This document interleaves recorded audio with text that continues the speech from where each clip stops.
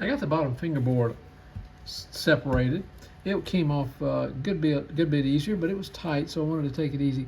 One of the things I'm going to do while I have it all disassembled, including removing the drum, is I'm going to grind maybe a little bit on these tabs, polish and grind them just a little bit, maybe to remove a little bit of flashing, make them a little smoother so that when we put the fingerboard back on, it goes on a little better.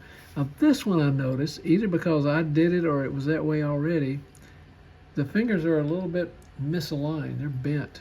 So I'm going to have to use, when we get to the final point of assembly, needle nose pliers to go in here and straighten up and apply the right amount of tension to these fingers. There's no holes though, and I have found that these pliers are really good at squeezing these gently and getting them realigned in the proper position. But we'll do that later because they're going to have to be handled a good bit more.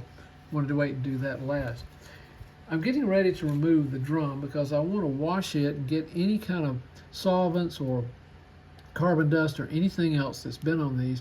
And then I'm going to wipe down the inside of the reverse unit with Q-tips and paper towels soaked in isopropyl, 91% isopropyl alcohol, to make sure all solvents and built up obstructions are removed from the lift panel right here, the lift plate, this thing right here, which is what is pulled by the magnetism of the solenoid. See if we can get it to move a little bit more. There we go. Make sure there's no solvents or anything or built up items on the other side of this plate. We're going to clean the pawl really well, and eventually we're going to lubricate it, and then eventually we're going to lubricate the lift plate's pivot points, which are here on both sides, and then eventually I'm going to lubricate the drum's axle on both sides. Now, if you find that you have to realign this drum because it's moving laterally, and you'll notice that that was probably one of my, I wouldn't call them secret, but unknown problems with these. If you have to put something in there that keeps it from moving, what I had found at first is that I was bonding a small piece of mylar on the outside to keep it from shifting as much. But somebody pointed out on a YouTube video that what they had done is they had put some of the thrust washers from diesel trains, diesel engines, in here on the axle to prevent that and tighten up that axle just a little bit from having so much lateral movement, which can throw off the relationship of the finger with the drum. Now, in order to remove the drum, that's where the snap ring pliers come in handy again, and it's one of the reasons why you got to remove those fingerboards. Is I'm just going to separate very gently the sides of the reverse unit, pushing out very gently, shaking as I go until I see the drum dislodge from its pivot points. We'll see if we can pull it out like that.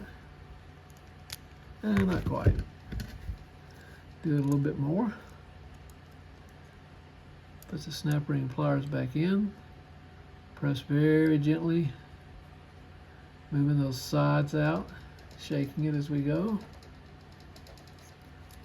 Maybe helping it a little bit. And there it comes. And there's the drum. It doesn't have very much carbon buildup at all, but I'm going to make sure it doesn't have much because I'm going to clean it with isopropyl alcohol one time because the alcohol may be damaging to the plastic. Then I'll polish those being the contact bands, and then eventually I'll coat this whole thing in CRC 226 because remember, it does three things: it cleans, it lubricates, and it enhances electrical properties. I'll clean the axle on both ends and make sure that it is receptive to being able to take on just a little bit of lubrication that doesn't flow over back over the top of the drum. And you can see that finger right there, the nearest one next to my thumb, is off center.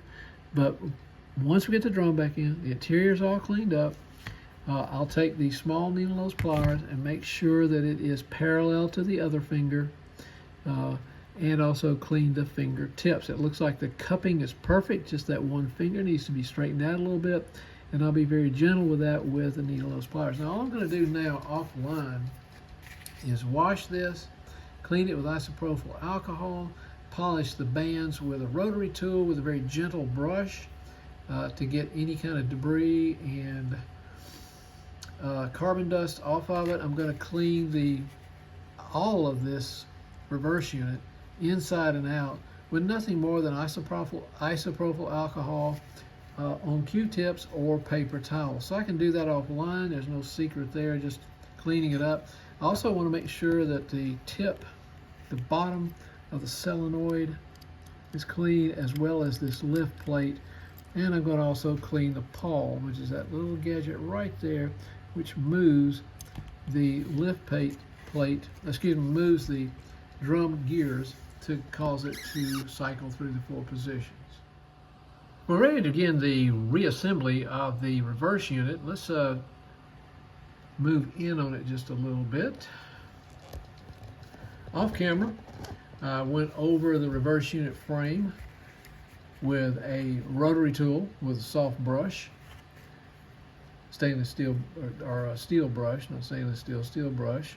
I also squeezed down on these tabs with my heavier needle nose pliers in an attempt to straighten them out a little bit further and get them in perfect alignment with the side of the frame. I also took my slim tapered file, specifically this one, and went over the tabs, trying to remove any flashings or rough edges that would impede real smooth return of the fingerboards to the tabs. I want to make that as stressless as possible. So I went over everything, polished and cleaned the pawl to make sure it has ease of movement. And then finally, upon removing the drum, I washed it. Of course, I cleaned it first with isopropyl on a paper towel, but just that one time and not very firmly to get the surface material off. Then I polished the contact bands with the rotary tool. Then I re-wiped it one more time with the alcohol paper towel, again very gently. We don't want to damage the plastic. So it's ready to be reinserted, and we're ready to begin the process of reassembling the reverse unit and actually testing it.